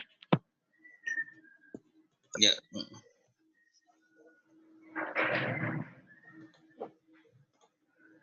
Ya, kalau untuk modul komitmen itu ya salah satu di bagian sakti, terus itu untuk mengelola aktivitas untuk komitmen atau untuk perjanjian dan juga supplier dalam manajemen supplier dan manajemen kontrak, di mana di dalam manajemen kontrak itu bisa di manajemen supplier dulu itu untuk perekaman data supplier, terus untuk pencetakan resume, terus untuk pembuatan arsip data, terus untuk update supplier, data supplier, di mana di situ nanti kita bisa mencari data supplier kita yang terkonek di seluruh Indonesia. Terus selanjutnya juga ada manajemen kontrak, di mana di situ untuk merekam kontrak, mulai dari perekaman, pencetakan resume kontrak, pembuatan ADK kontrak, perekaman BAST, terus mencatat penerimaan barang dan jasa, serta monitoring kartu pengawasan kontrak. Jadi pada intinya modul komitmen itu untuk mencatat komitmen yang dibuat dari pemerintah kepada supplier dan dokumen-dokumennya. Seperti itu secara singkatnya, Pak. Oke, terima kasih Mas Erets ya, Mas Yores. Siapa? Oke. Lanjut nih, masih terkait dengan di manajemen komitmen tadi ya. Mbak Rizky Putri, tipe-tipe supplier di di manajemen di modul komitmen apa aja dari Mbak, atau bisa dijelaskan Mbak Putri? Oh iya, sebentar Pak.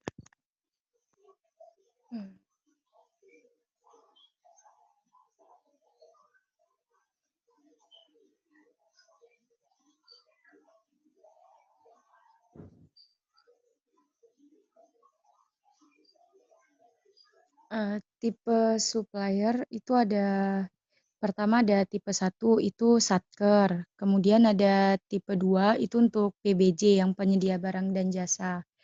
Terus ada tipe 3 itu untuk pegawai, kemudian ada tipe 4, nah ini khusus untuk transfer non-transfer daerah dan penerusan pinjaman. Kemudian ada tipe 5 itu untuk transfer daerah kayak bagi hasil, PBB, DAU, dan lain-lain. Kemudian ada tipe 6 itu penerusan pinjaman. Dan kemudian ada tipe 7 itu lain-lain selain tipe 1 sampai 6 seperti jenis pembayaran, pengembalian pendapatan, pengembalian pajak, dan lain-lain. Itu Pak kalau untuk tipe supplier. Oke, terima kasih Mbak Putri ya. Oh iya, baik Pak. Oke, makasih. Nah, kemudian saya meminta tolong nih kepada Mas Faiz. Mas Faiz. Nah, siapa? Oke. Tolong ceritakan interkoneksi dan pengendalian di dalam modul pembayaran ya. Siapa? Jadi kalau di modul pembayaran, setahu saya interkoneksinya itu dia ngaruh langsung ke komitmen ya Pak. Jadi komitmen yang pertama, terus yang kedua bendahara, terus habis itu ada juga keanggaran, karena begitu kita bayar, begitu kita mencatatkan adanya pembayaran, maka otomatis ada kayak berapa yang udah dipakai gitu Pak di dalam modul penganggaran. Terus juga dari modul komitmen kan jelas ya kalau pembayaran kan hanya berdasarkan pada supplier yang sudah diinput sebelumnya dari modul komitmen dan juga kontrak-kontrak yang sudah diinput di modul komitmen. Nah, untuk pengendaliannya modul pembayaran ini ada pemisahan fungsi, terus juga ada hashing sama ADK Pak, arsip data komputer, yang penamaan itu yang kayak dienkripsi gitu Pak. Jadi penamaannya pun juga khusus, dan itu nanti tujuannya untuk mengamankan informasi yang di dalamnya sebelum diserahkan ke KPPN. Terus juga mungkin langsung ke pelaporan Pak. Jadi dari modul pembayaran itu langsung masuk ke pelaporan nantinya, belanja-belanja yang sudah dilaksanakan. Mungkin kira-kira itu, Pak. Oke, terima kasih. Mas Taufik kayaknya belum ya. Nah, minta tolong nih Mas Taufik jelaskan proses bisnis pembayaran di Satker seperti apa, Mas Taufik? Baik Pak. Mungkin secara umum itu proses bisnis pembayaran di Satker itu dimulai dari pembuatan SPP dulu ya oleh operator. SPP itu dasarnya bisa dari apakah itu dari kontrak, apakah itu dari mungkin kwitansi yang mau di GUP-kan dan lainnya. Nah, setelah dari operator buat SPP, nanti itu diserahkan ke PPK.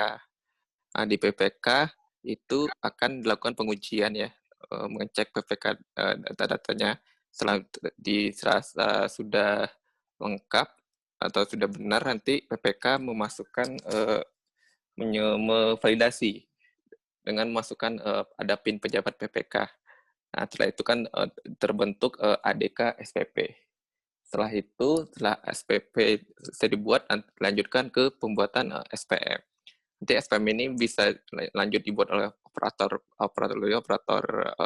SPM. Setelah dibuat SPM, selanjutnya akan diserahkan ke PPSPM ya. PPSPM ini juga nanti mengecek kelengkapan pada SPM dan kebenarannya. Tadi cek juga nanti PPSPM melakukan approver di sini, mengapprove SPM dengan juga menginput PIN pejabat PPSPM ya. Setelah itu nanti akan terbentuk ADK SPM. Nanti ADK SPM ini akan dibawa oleh Satker ke KPPN beserta mungkin dokumen-dokumen pendukung SPM-nya. Mungkin seperti itu Pak, kurang lebih. Oke, kalau gitu lanjut aja Mas. Kalau sudah sampai ke KPPN, kira-kira dibuatnya seperti apa proses pembayaran itu ya? Lanjut aja. Oke, lanjut ke fase di KPPN ya. Nanti di KPPN itu pertama kali kan Satker membawa ADK SPM bersama dokumen-dokumennya. Nanti kan diserahkan ke FO, front office-nya KPPN. Nah, nanti di sana front office KPPN memeriksa dokumen-dokumen, juga nanti melakukan konversi ADK SPM itu juga ya. Jadi biar ADK-nya terbaca jadinya ya, nanti dikonversi dulu. Misalnya setelah cek dokumennya lengkap, nanti data sudah dikonversi ya ADK SPM-nya, lanjut ke petugas middle office. Middle office ini bertujuan untuk melakukan validasi SPM. Jadi setelah data ADK SPM itu masuk, nanti divalidasi di SPAN. Di sini tujuannya misalnya untuk mengecek kecukupan dana pada pagu. Misalnya, oke, benar dana pagu dan pagu yang terjadi pada Satkes masih cukup, nanti lanjut divalidasi. Setelah divalidasi, jadi semua spesimen yang divalidasi nanti lanjut ke belakang ke kasih PD. PD melakukan approver data-data SPM tersebut. Nah, setelah kasih PD melakukan approver, nanti semua berkas-berkas SPM yang sudah masuk tersebut lanjut ke seksi bank ya di sini sebenarnya. Pertama kali itu pelaksana seksi bank. Dia membuat PPR. PPR itu payment review. Itu merupakan gabungan, jadi PPR ini biasanya dibuat sehari bisa 3 kali ya, tergantung kebijakan KPPN-nya. Jadi bisa PPR itu isinya rangkuman dari semua SPM yang sudah di-approve sama kasih PD, jadi bisa kelihatan berapa nilainya, ke siapa suppliernya, berapa nilai. Nah, PPR-nya juga terbagi ke masing-masing bank BO, bank operasional yang ada di Indonesia ya. Di sini BO ini, bank operasional ini di Indonesia ini saat ini baru ada 4 kan. Ada Bank BRI, BNI, Mandiri sama BTPN. Nah, kalau ada misalnya di luar tersebut bank yang digunakan oleh supplier, nanti bisa menggunakan salah satu dari keempat bank tersebut. Itu beda-beda tiap KPPN-nya. Nah, setelah membuat PPR tersebut, pelaksana bank lanjut menyerahkannya ke kasih banknya. Terusnya kasih bank akan meng-approve PPR tersebut. Nanti setelah PPR tersebut di-approve, nanti PPR-nya akan lanjut ke bank ya. Misalnya diteruskan ke bank operasional tersebut. Nah, nanti bank operasional tersebut akan membayarkan dana SPM tersebut ke rekening yang tertera untuk supplier yang menerima dengan nilai tertentu tersebut. Tentunya sudah cair dananya. Juga setelah itu juga kan SP2D sudah terbit setelah cair. SP2D terbit, nanti juga Satker bisa mengecek nomor SP2D-nya di Omspan. Mungkin kurang lebih seperti itu, Pak. Oke, makasih Mas Taufik. Nah, berikutnya saya ingin ini Mbak Devini Putri minta tolong jelaskan hubungan antara modul pembayaran dengan modul komitmen ya. Jadi modul pembayaran itu pada dasarnya yang mengeksekusi perikatan yang telah dibuat di modul komitmen. Jadi kalau di modul komitmen itu kan ada dibagi dua ya Pak, kalau nggak salah, fungsinya ada manajemen supplier, manajemen kontrak. Intinya di input itu suppliernya, lalu kontrak dengan supplier itu seperti apa. Nah, ketika sudah waktunya untuk dibayarkan pada akhir masa perikatan tersebut, proses untuk pengajuan pembayaran kontrak tersebut dilanjutkan dengan menggunakan modul pembayaran. Yang intinya itu adalah dalam pembuatan SPP dan juga SPM. Gitu, Pak. Oke, terima kasih Mbak Devini. Lanjut nih ya ke Mas Yasin. Nah, Mas Yasin, ini sekarang ini gambaran umum modul bendahara. Nah, ini menulis gambaran umum modul bendahara. Monggo Mas Yasin. Ya Pak. Oke, ya, silakan diceritakan Mas Yasin. Jadi modul bendahara ini merupakan bagian dari kelompok modul pelaksanaan anggaran ya. Fungsinya itu ya menatausahakan penerimaan dan pengeluaran negara di bidang kebendaharaan. Modul bendahara ini yang mengoperasikan yaitu bendahara penerimaan dan pengeluaran, terus ada juga bendahara pengeluaran pembantu juga, Pak. Terus ada juga modul ini juga menerima input dan output dari aplikasi lain atau terintegrasi dengan beberapa aplikasi lain, Pak. Ini seperti itu Pak gambaran umumnya, Pak. Oke, ya terima kasih. Mungkin bisa dilanjut oleh Mas Arief ya. Mas Arief terkait dengan penata usahaan penerimaan dan pengeluaran di modul bendahara. Oke, Mas Arief.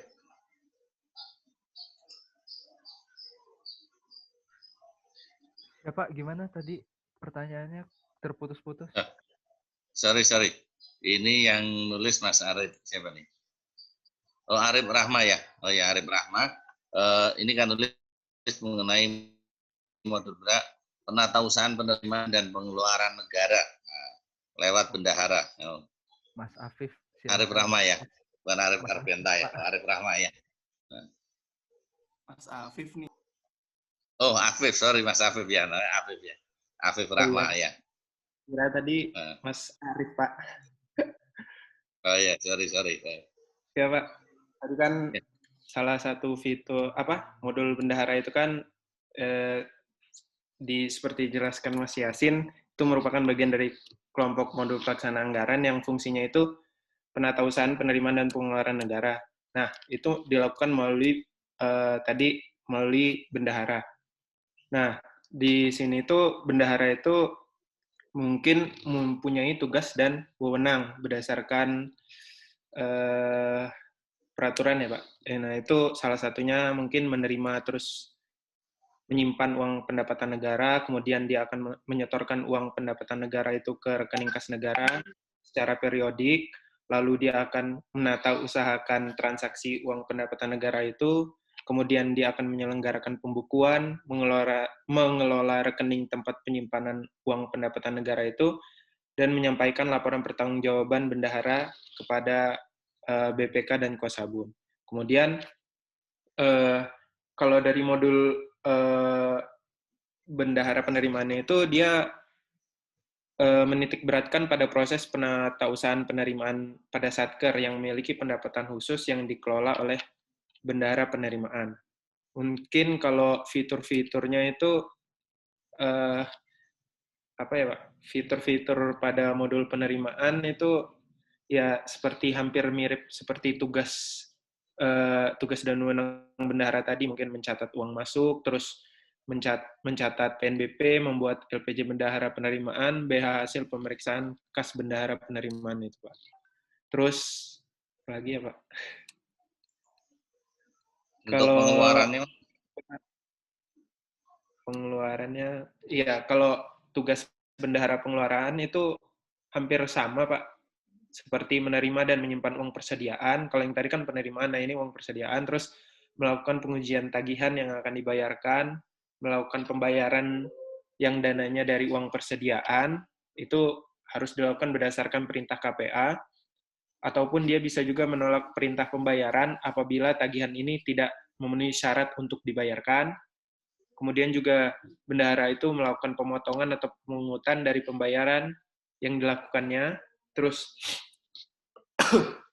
menyetorkan pemotongan ataupun pemungutan kewajiban kepada RKUN, terus dia juga menatausahakan transaksi uang persediaan itu, dia juga melakukan pembukuan seperti bendahara penerimaan, mengelola rekening uang tempat penyimpanan uang persediaan itu, dan juga dia juga pasti harus melakukan pertanggungjawaban kepada BPK dan Kuasabun. Terus kalau integrasinya pasti kalau integrasinya itu modul ini pasti terintegrasi dengan modul-modul lain seperti modul pembayaran, modul administrasi, modul anggaran, dan modul GLP, Pak. Mungkin itu, Pak. Oke, makasih Mas. Nah, sekarang ke Mas Arif Arbenta nih. Nah, coba jelaskan pengendalian aplikasi Sakti, Mas. Pengendalian aplikasi yang ada di Sakti. Mas. Siap, Pak. Jadi seperti yang kita tahu kan, sebuah aplikasi itu tentunya harus memiliki sebuah sistem pengendalian supaya segala sistem yang ada di dalamnya dan juga manfaat dari aplikasi tersebut tetap terjaga. Nah, jadi ada 6 pengendalian Sakti yang secara khusus terdapat di aplikasi ini. Jadi yang pertama itu dengan database-nya yang terintegrasi sehingga semua data terkait penerimaan, pengeluaran, kemudian modul-modul itu menjadi satu sehingga ketika kita ingin membuka data tersebut akan muncul dalam satu klik istilahnya. Jadi pengambil keputusan itu bisa lebih mudah untuk membuat keputusan atau membuat kebijakan. Nah, yang kedua itu dengan adanya single entry point, yaitu data itu hanya perlu satu kali input sehingga tidak terjadi duplikasi data dan juga tidak akan memberatkan server karena adanya data spam atau data yang duplikasi. Kemudian ada penerapan access control list. Jadi hanya orang-orang tertentu yang sudah diberikan wewenang oleh admin dari aplikasi Sakti. Jadi misalkan orang tersebut mempunyai tugas di modul bendahara, maka admin hanya akan memberikan modul bendahara kepada user tersebut. Jadi tidak akan tidak ada data yang dapat diakses oleh orang yang tidak memiliki otorisasi. Nah, kemudian ada yang namanya locking transaksi. Untuk locking transaksi ini terkait transaksi yang sudah disetujui oleh approver, itu datanya tidak dapat dirubah. Jika data ingin dirubah, maka usernya itu harus mencatat jurnal koreksi terlebih dahulu, baru setelah itu nanti akan disetujui lagi oleh approvernya. Hal ini untuk menjamin validitas data. Nah, yang kelima itu ada level user. Jadi di Sakti ini ada dibagi menjadi 3 level, yaitu pengguna, yang kedua adalah pemeriksa, dan yang terakhir itu approver, itu untuk penyetuju. Nah, jadi fungsinya apa? Fungsinya tentunya untuk tidak terjadi tumpang tindih kewenangan. Jadi setiap tingkatan itu memiliki tugas dan fungsi masing-masing oleh orang yang berbeda. Yang terakhir ada historical dan log data. Jadi di sistem ini setiap data yang masuk, data yang dirubah, atau data yang dihapuskan itu memiliki lognya. Apa yang kita bisa lihat dari situ? Kita bisa melihat kapan data tersebut dimasukkan, dirubah, atau dihapus, dan oleh siapa data tersebut dilakukan perubahan. Itu saja dari saya, Pak. Mungkin terima kasih. Oke, terima kasih. Kemudian saya meminta tolong Mas Agus Rianto untuk menjelaskan mengenai pembagian tugas dalam manajemen supplier mungkin.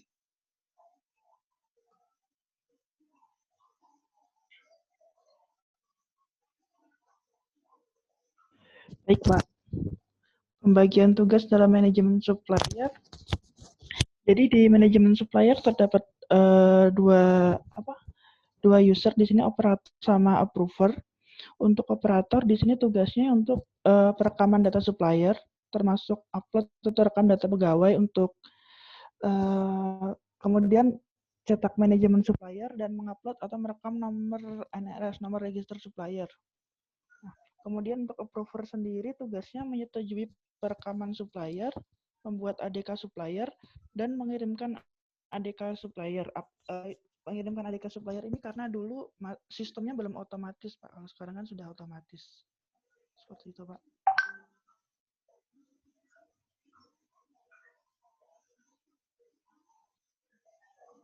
Oke. Sudah, Mas Agus? Siap, sudah, Pak. Oke, lanjut. Yang belum apa ya? Terkait dengan hampir semuanya sudah ya kayaknya ya. Tipe supplier, gambaran umum. Nah, Mas Ade Harwoko, coba jelaskan mengenai penyusunan LPJ melalui aplikasi Sakti dan Mengsakti. Oke. Iya Pak, izin untuk menjelaskan yang penyusunan LPJ. Jadi penyusunan LPJ ini ada di modul bendahara.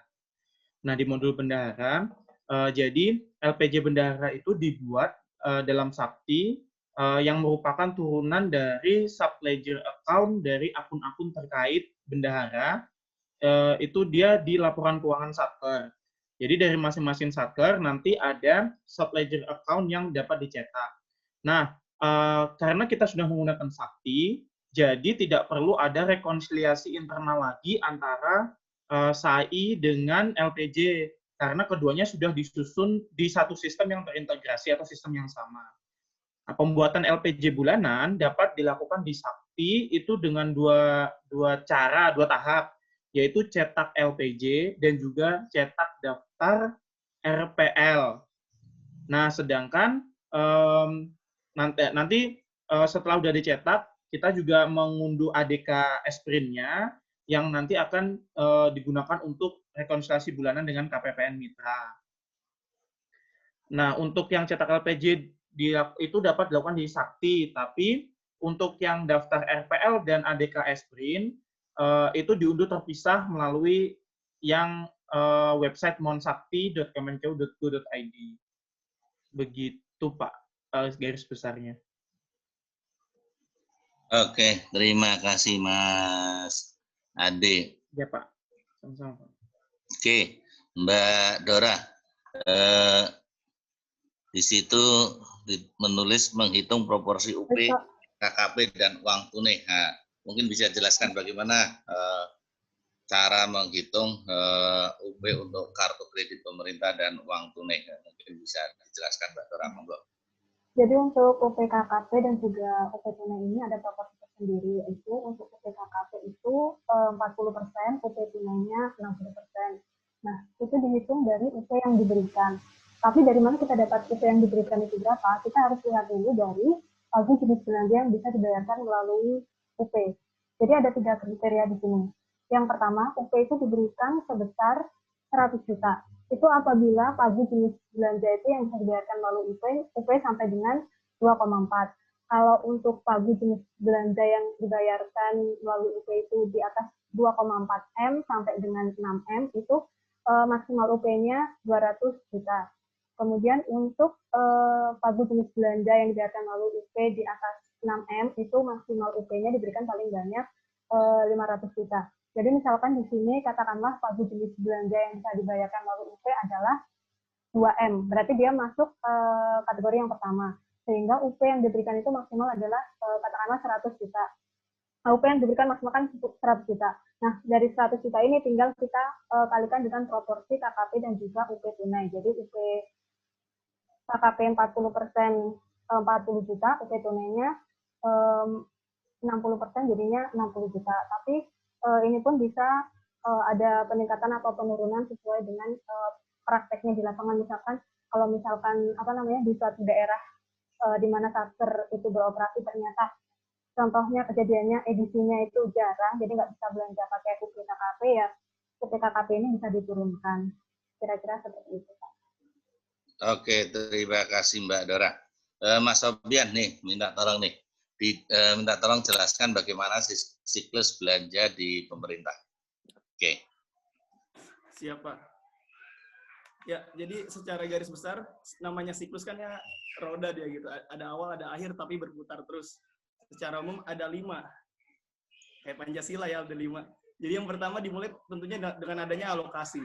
Alokasi kan ada pelaksanaannya dulu ya. Ada dimulai dengan anggarannya diajukan oleh DPR legislatif ya.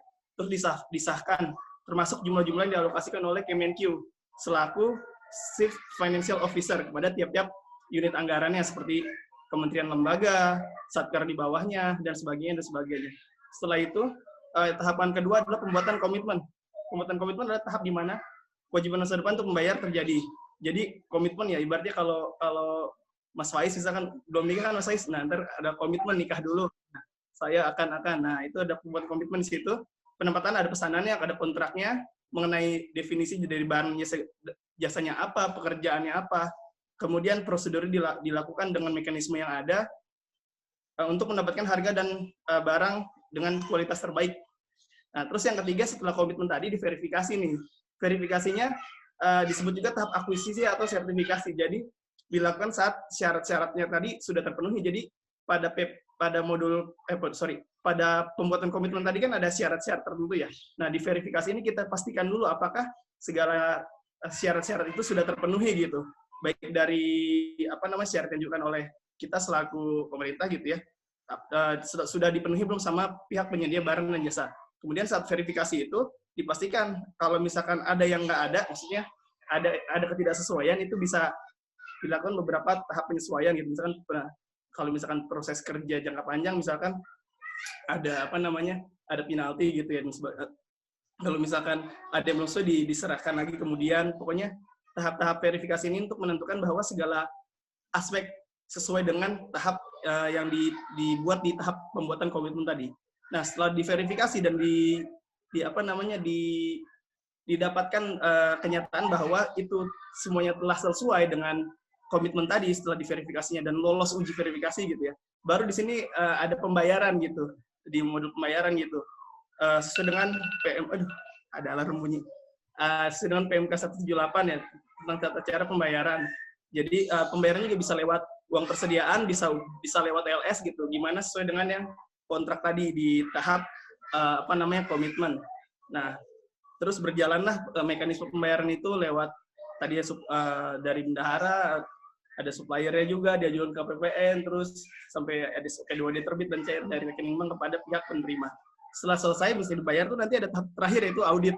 Jadi setelah seluruh kegiatan dari awal perencanaan, terus komitmen, diverifikasi, pelaksanaan dan pembayaran, itu ada tahapnya audit. Nah, auditnya ini ya jelas untuk mengetahui apakah tahapan-tahapan tadi telah dilalui, telah sesuai dengan peraturan perundang-undangan atau enggak, ada cacat atau enggak, itu diaudit. Diaudit oleh pihak-pihak terkait, misalkan BPK gitu. Nah, juga BPK ini dapat memanfaatkan hasil pekerjaan APIP-nya dulu, aparat pengawasan internal pemerintah. Demikian kurang lebihnya Pak siklusnya, dan itu berputar lagi setelah auditnya kelar, ya pemerintah ya mulai lagi tuh dari awal siklusnya, dari alokasi anggaran lagi dan seterusnya muter-muter. Gitu Pak kurang lebih Pak. Makasih. Oke, terima kasih Mas Sofian. Oke, ada lagi yang mungkin ingin menambahkan materi lain? Kayaknya hampir semuanya sudah tercover ya. Tapi kalau misalnya ingin menambahkan, monggo silakan. Saya pengen nanya sih Pak sebenarnya. Monggo, yuk silakan. Enggak Pak, kan tadi dari kemarin sebenarnya saya baru tahu Sakti Span tuh setelah mata kuliah ini sih Pak. Di kantor tuh belum pernah bersinggungan langsung, ataupun paling kalau tahu kalau ada SMS awal bulan gitu kan ada tulisan SPAN gitu. Cuman itu aja sih Pak. Selebihnya baru tahu ini. Nah, kan dari setiap modul yang udah dibahas itu kan saling terintegrasi ya Pak. Tadi dibilangnya juga kan.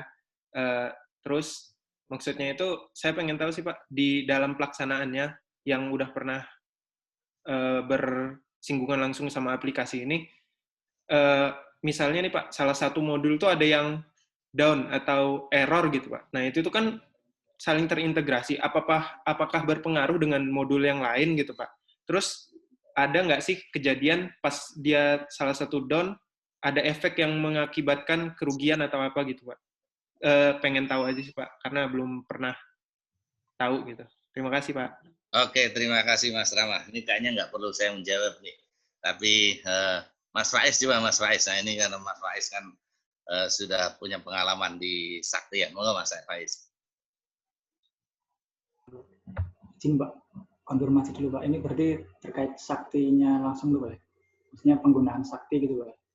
Iya. Kalau penggunaan Sakti saya sebenarnya cenderung pakai beberapa modul aja, nggak semua. Yang dulu pernah saya pakai itu di tahun pertama waktu piloting Sakti itu modul aset sama persediaan. Kalau modul aset sama persediaan ini sebetulnya membantu banget. Jadi kalau misalkan dulu waktu masih pakai SIMAK sama pakai aplikasi persediaan yang terpisah itu rumit banget soalnya datanya kan kita harus pindah-pindah gitu ya, terus harus input juga ke Saiba, kadang waktu rekon tuh selalu nggak sesuai gitu, selalu ada yang selisih. Kadang mungkin karena beda ini ya, beda komputer kan ya, dan beda orang ngoperasiin. Terus kalau pas udah dimasukin dengan adanya Sakti ya, udah pakai Sakti itu jadi lebih gampang. Cuma pas awal-awal Sakti itu mulai piloting, kendala ada ketika integrasi antara bendahara sama modul aset waktu itu karena mungkin belum disosialisasikan ya. Jadi bendahara itu kan memberikan kode aset ya, kadang itu kodenya itu nggak sesuai sama yang kode persediaan itu nggak sama yang diharapkan sama operator persediaannya gitu, jadinya sering salah. Nah terus kemarin sempat tanya Mas Taufik, ternyata memang waktu SPM bikin SPM itu emang nggak ke lock, udah ke lock, terus ketika udah jadi SP2D baru bisa diubah nantinya, jadi nggak langsung diganti kayak gitu. Itu kalau Sakti yang modul aset. Kalau yang berikutnya itu pernahnya modul bendahara penerimaan. Bendahara penerimaan itu lebih banyak sih buat ngelola aja sih Mas, jadi kayak nyatet-nyatet gitu, jadi kayak nginput aja, nginput transaksi, misalkan transaksi rekening koran bunyinya apa ya itu kita input, terus nanti di akhir bulan biasanya bikin LPC dari modul bendahara penerimaan kayak gitu.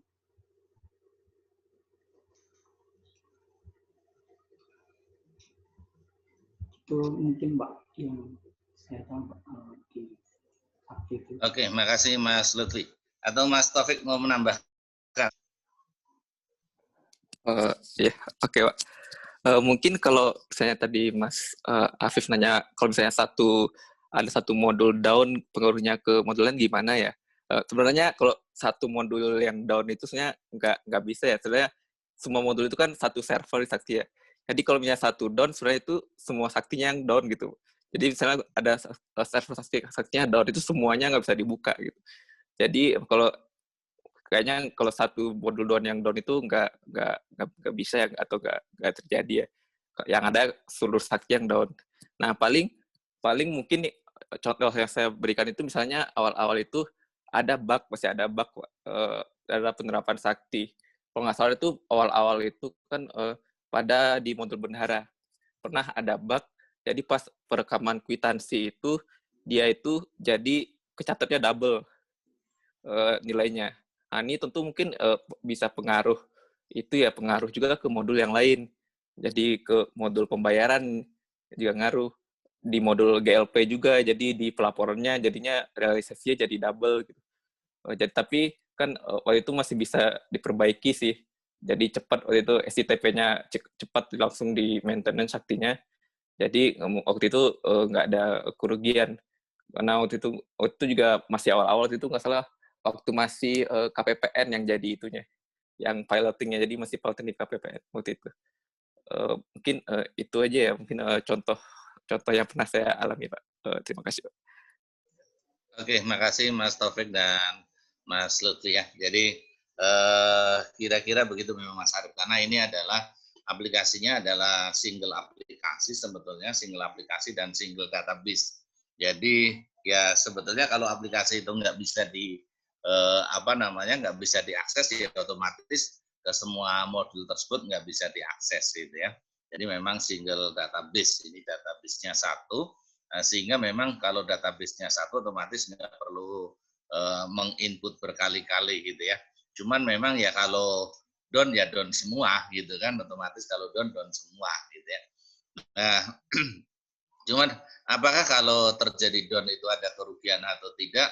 Mungkin ya teman-teman selama ini mungkin belum ada kerugian ya. Tapi ya nggak tahu kalau ke depan nanti kalau downnya kelamaan terus dituntut oleh supplier itu harusnya dia sudah terima pembayaran, tapi karena downnya, tapi sih biasanya sih downnya nggak lama-lama ya, artinya ya memang ada bug, ada apa karena masih tahap percobaan, tapi saya kira kayaknya belum sampai pada menimbulkan kerugian, atau misalnya ternyata salah bayar dan lain sebagainya. Mungkin ada nggak yang pernah ngalami gitu ya, salah bayar tapi dari aplikasi, bukan cuma errornya gitu loh ya. Artinya kita misalnya katakanlah bayar ke supplier A tapi ternyata jatuhnya ke supplier B. Sudah ada yang pernah mengalami belum ya? Selama ini sih kalau saya belum pernah dengar seperti itu gitu. Kayaknya belum ya. Jadi mungkin seperti itu. Jadi kayaknya sih kalau sampai dengan menimbulkan kerugian sih tidak gitu. Tapi memang ya plus minus kalau terintegrasi seperti itu.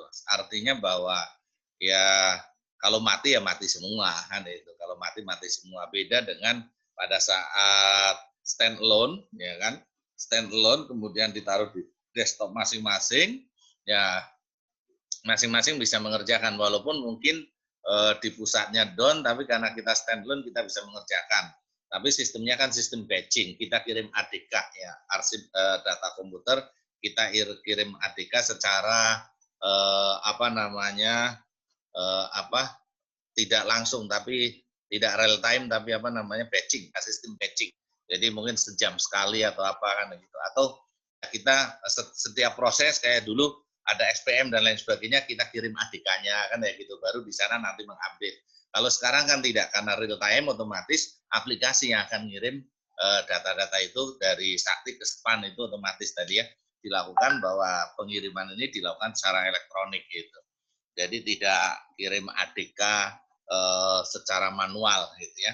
Nah kalau kirim ADK secara manual memang ada plus minusnya itu tadi. Jadi kalau Anda nginput di kita ya kan, di komputer kita itu tetap masih bisa walaupun mungkin pusatnya mati gitu ya, itu bisa. Nah, kemudian nanti kirim ADK, baru ADK pada saat masuk ke pusat itu di load, diperbaiki di sana karena itu. Nah itu memang kadangkala antara catatan kita dengan catatan di pusat itu nggak sama gitu ya, sehingga perlu rekonsiliasi. Nah dengan sistem yang terintegrasi ini otomatis ya mengurangi itu tadi, mengurangi rekonsiliasi gitu. Kenapa? Karena otomatis data kita dengan data pusat sudah sama. Hanya saja kalau down ya down semua gitu ya. Sehingga memang kemarin juga sudah disebutkan bahwa untuk sistem-sistem seperti ini harus ada ya plan untuk disaster recovery sistemnya. Jadi ada rencana untuk seandainya terjadi disaster gitu ya. Nah, jadi kalau di Kementerian Keuangan sih katanya kita juga punya backup itu di Kalimantan gitu ya, backup di Kalimantan. Jadi di sana ada backup di Kalimantan yang otomatis kayak jantung gitu ya, saling mengisi. Artinya bahwa kalau ternyata yang di Pusintek misalnya di pusat ini mati, otomatis nanti yang di Kalimantan itu otomatis akan nyala dan langsung bisa memberikan servis, sehingga harapannya kalau terjadi apa-apa tetap masih bisa jalan. Nah kalau bug-bug itu memang bug terjadi karena memang ya masih ada ya program yang belum baik lah, belum bagus gitu ya. Namanya masih di tahap piloting, tahap pengembangan itu memang beberapa biasanya ada bug. Ada bug. Yang penting bug itu secara berkala dilaporkan oleh penggunanya sehingga bisa otomatis segera diperbaiki. Mungkin itu saja ya. Ada lagi yang mau bertanya? Kayaknya sudah lengkap ya dari awal sampai dengan bendahara kayaknya sudah didiskusikan semua ya. Ke bendahara, ke kartu kredit pemerintah, uang tunai, bendahara penerimaan, bendahara pengeluaran, kayaknya sudah lengkap. Nah, berarti Anda sudah siap untuk ikut ujian ya. Nah, ya diingat-ingat aja apa yang sudah kita diskusikan di sini. Saya kira soal ujiannya juga pasti keluar dari apa yang sudah kita diskusikan, gitu ya. Tidak keluar dari tempat lain. Oke, makasih. Ya ini enaknya kalau kita diskusi dengan teman-teman yang sudah pernah ngalami sendiri, jadi paham lah itu, paham betul seperti apa sih kondisi di lapangan. Oke, terima kasih. Kalau nggak ada pertanyaan, saya kira untuk pertemuan kali ini kita cukupkan sampai di sini dan selamat mengikuti ujian. Saya doakan semoga semuanya sukses, semuanya berhasil mengikuti ujian dengan baik, tidak hanya ujian siap, dan juga yang tidak kalah penting semuanya tetap sehat walafiat, gitu ya. Oke, terima kasih. Saya akhiri. Selamat siang. Assalamualaikum warahmatullahi wabarakatuh. Waalaikumsalam warahmatullahi wabarakatuh. Terima kasih Pak. Oke, sama-sama. Makasih. Saya izin live ya. Silakan Pak.